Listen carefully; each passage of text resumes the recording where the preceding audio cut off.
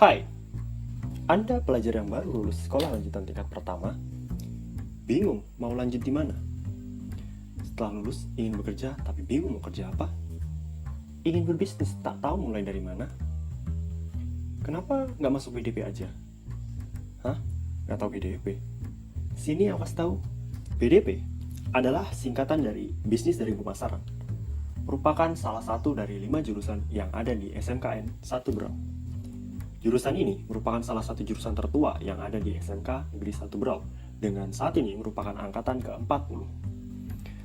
Bisnis dari pemasaran adalah sebuah jurusan dengan fokus pembelajaran pada lingkup ekonomi, dalam hal ini berbisnis, serta pemasaran produk secara online. Namun, tidak menutup peluang untuk memperlakukannya secara konvensional. Lantas, apa itu bisnis?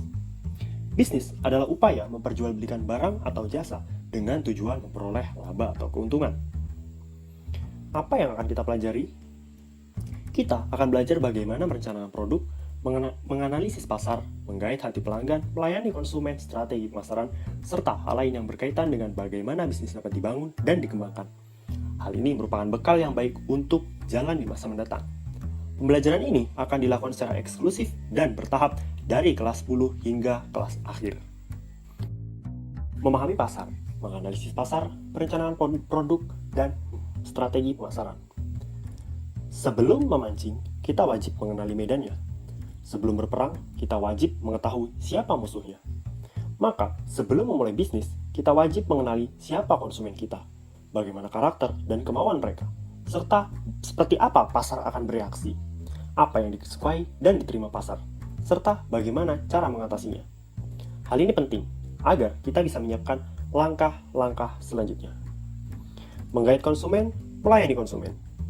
Kita akan belajar bagaimana cara melayani konsumen, menggait konsumen, serta langkah-langkah apa yang harus dan tidak harus dilakukan jika berhadapan dengan konsumen. Hal ini penting dilakukan karena konsumen merupakan aspek penting jika usaha yang kita jalani ingin berkembang. Konsumen merupakan standar dan titik ukur seberapa baik bisnis kita berjalan. Berbisnis secara online. Di era digital, segala hal dapat diakses melalui internet. Hal ini membuat pasar online menjadi tempat atau wadah yang sempurna.